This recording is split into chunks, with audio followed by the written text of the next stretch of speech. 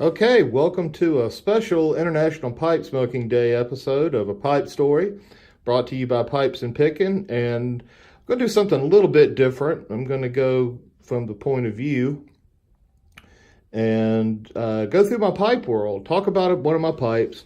But just I want to share with everybody sort of part of my ritual and the different things that I go through and do. You've been with me here on the channel, then you've seen the porch, the screened-in porch, where I sit, do all my piping and thinking and all that kind of fun stuff. But I wanted to take some time and show you, just let you into my house, let you into my world a little bit and show you pipe world, as my son calls it. So this is my pipe blending station. I've got my bowl there.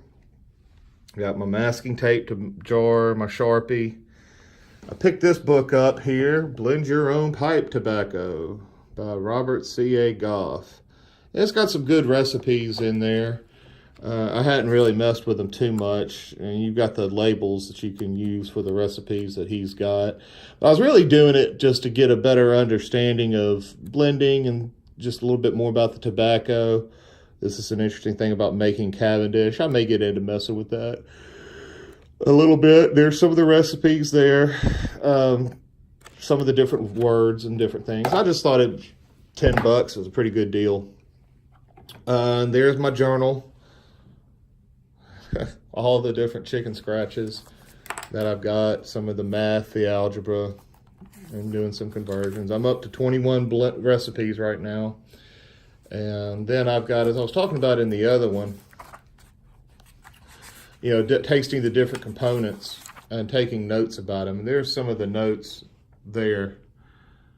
For first time I tried, you know, this is my inventory, but first time I tried light Virginia, straight light Virginia, and just writing my feelings down about that and what I was tasting and different things like that. And then I came over some pages and started working on basic blends. And, you know, my first blend was, you know, equal parts red Virginias, light Virginias, and Burleys, and then tweaked that back a little bit. And, you know, just started from there and playing. And when I get to mix tobacco, my little girl comes in here and she decides she's going to mix Play-Doh. So this is where she works with Daddy when I'm mixing my tobacco up. But I wanted to show this. My wife got me this pipe roll for Christmas last year, I guess Christmas 2017. And I love it. Of course, I use it every day. But I wanted to show everybody, and if you're a new pipe smoker and you end up getting a pipe roll, this is how I set mine up. As you can see, it's well loved. I make my tobacco, I put my tobacco on there. I sometimes will clean it, clean the tobacco from there. But this one has a pouch for the Zippo. And then I use this for my tamp, my pipe tool. And then I've got my pipe cleaners there. Inside this flap, I keep my pipe stand that I got from a friend on Facebook named Kyle Hansen, Byron Earnhardt, monogram there. This is what my pipe stand that I use when I smoke outside.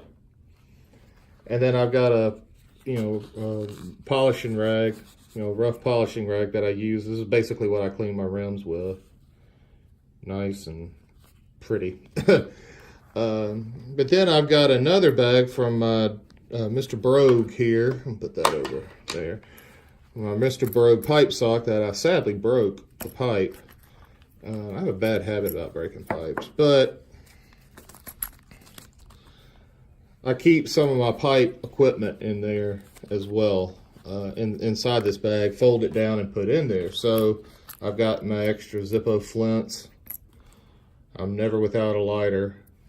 And even though it is pink, and I'm not uncomfortable wearing pink, you're never going to lose a pink lighter. So I have decided to keep this one in the event I'm out with the Zippo and I need some fire, then I have fire. I've got my polishing rag in there.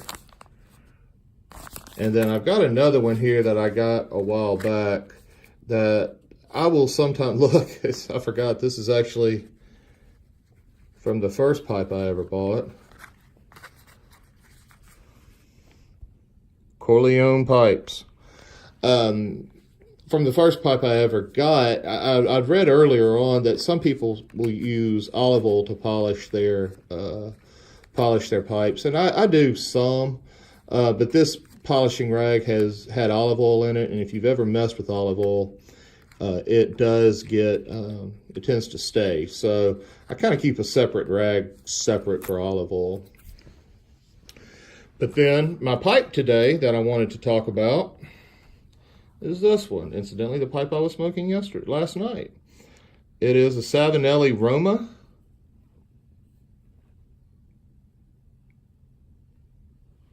Size 207. Great pipe, rustication, little small apple billiard kind of thing. Great pipe, little, brass band there. I need to do a little cleaning on it. I try to keep this rim. This rim actually stays pretty clean. I do. It's got a nice little cake. You can't really see it too well, but it holds really nicely. It's sort of like the other Savinelli that I've got. Sort of an English professor kind of feel to it. Good thinking man's pipe. The only thing that I don't like about this pipe, and it's probably designed to be using with their filter, but it is the hole inside the stem, and I'm doing this very gingerly. The hole inside the stem there is really big. Now the drill hole in the pipe, you're not going to be able to see it. The drill hole in the pipe is obviously, there it is obviously a standard size, but in there, if you're not smoking it with the filter, let's see, yeah, if you're not smoking it with the filter, that gets to be a little bit of a bugger to clean. That is the only comment that I have against this pipe. I really like this pipe. Really pretty. I like it. I don't know if it's showing up too well on the video, but the light hits it really well. Nice heft, nice weight to it. And this rustication just looks great. Savinelli does a great job on their finishes, be it smooth or rusticated. They do an absolutely outstanding job. The draw on the pipe is really nice. Doesn't get overly hot. I had to break it in a little bit like most pipes, but it doesn't get hot at all. Doesn't ghost too much either. I've had some Navy, so it was a little bit of aromatic and had some English in there, and not really having to give up much in the way of flavor on that. So this is the pipe blending world. We stand up and we come to pipe world. And that was my little daughter. That was Daddy's little princess there. Hey, baby. I know. But this is my pipe world here. I want to just kind of walk you through this. My wife gave me this rack for Christmas here, and there's some holes in it because some of the pipes have been looked at for sent off to Briarville to do some work. There's some extra jars there that I've got that I keep in rotation. Then I keep an old hurricane glass for my pipe cleaners. Can I say hi to them? You want to say hi? Say hi. Hi. All right. Thank you all for that. This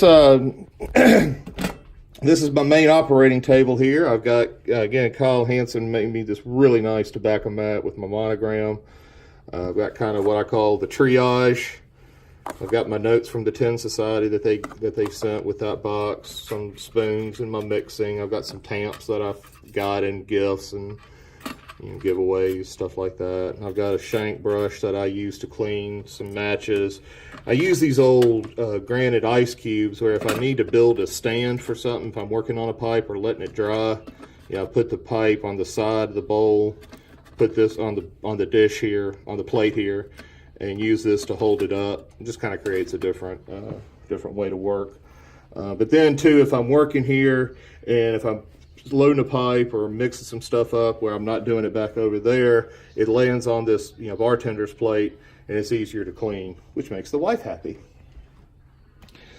But this is the pipe world. I'm awfully proud of it for a year and a half into it. Over here, down here, I've got my pipe ingredients. In here, this is where I use my blends. I come up with my components. So, like you're seeing some Dark Fire Kentucky. There's an empty one. Light Virginias. Green River Cavendish. I've got a big thing of Burley back there. Some cigar leaf. Let's see, I've got some Perique back there. I got Perique back there. This half of it over here is where I keep my components. Now under here in the wine rack, I have got my blends that I'm working on, or mason jars of stuff that I'm cellaring and aging. Now I've got my different blends and the dates on them, and I'll come back to them in a couple of days or a couple of weeks. And under here, I've got my books that I read when I smoke my pipe. I've got my Sherlock Holmes. I've got some poetry. I've got some early Christian church stuff. That's just a wine thing that I got to get rid of. But I had a buddy of mine gave me an old humidor because he knew I was a cigar guy at the time. And I stripped it out and I made my cellar. So I've got my frog that I'm hiding. I got this Squadron Leader from Samuel Gawith, and when they did a special edition with the Perique edition, I got one. I've got some of the McClellans, and then I've got my Dunhill tins that some of my favorite ones that I'm cellaring. But I keep them in there. And then go. That's my cellar, and then I've talked about before the tobacco corner, the stop in Memphis. They had a house blend they called Blue and Gray. And so I bought a couple of ounces of it and cellaring it because it's so good. And then I have the last of the open Frogmore. Now it's been nice and sealed, but this is that much was left the day they announced the closing. And so quickly sealed it up and put it into the cellar. So that last little bowl, I had one more bowl left before I'd have to break into the sealed stuff. And so I'm waiting on a time to smoke that last bowl from the last purchased tin of Frog before it got announced that it was closing. And then over here on this side, I've got my tobaccos that I smoke, and it is are the blends that I have, and it is it is out of whack. This is my mud mix here, the Waste Not, Want Not. But I've got my Ten Society blends, Old Court. But I've got some more of Old Court in here that I'm gonna have to cellar up or jar up. I've got some Presbyterian.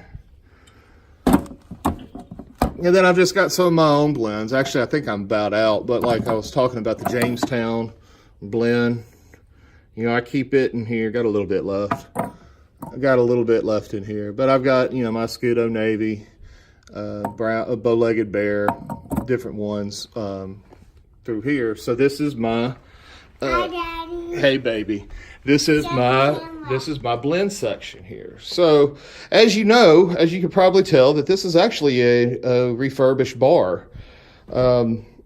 As I talked about before, I use my pipes to combat anxiety. Oh, this kind of have a junk drawer.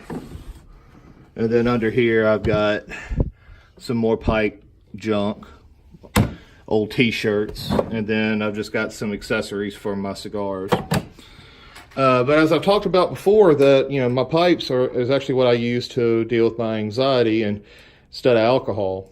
And when I came out of my treatment and gave up the bottle, wasn't too long after my pipes kind of took over the little shelf that I had in my study or library, or really the kids' playroom. And so I converted my bar into my pipe world, and I'm really kind of proud of it. My wife allows it, and she does like that it's something. It's my mommy. Yeah, your mommy. Somebody that, using it that for a better purpose. My son and daughter like it because they like the different pipes. But this is Pipe World, so. This is even Daddy got to. That's Daddy's. Hey, baby girl, can you show everybody which one's your favorite pipe of Daddy's? What's your favorite pipe? That one. You like that one? Mm-hmm. Yeah, that is pretty. This is one of Daddy's favorite ones too. It's my little rope. Now you don't put it in your mouth, okay? I won't. You want to hold it for him? That's right. You do a good job with Daddy's pipes, don't you? Yeah. Yeah. Okay, well that is the episode for today. I'll say bye to them. Say bye-bye. Bye. Okay. That's the episode for today. I hope you've enjoyed it. Hope you have a great International Pipe Smoking Day. I'm going to go make dinner for baby girl and I, and then I will be putting down a pipe or two myself. So y'all keep on piping, y'all keep on picking, and we'll catch you next time. Y'all take care.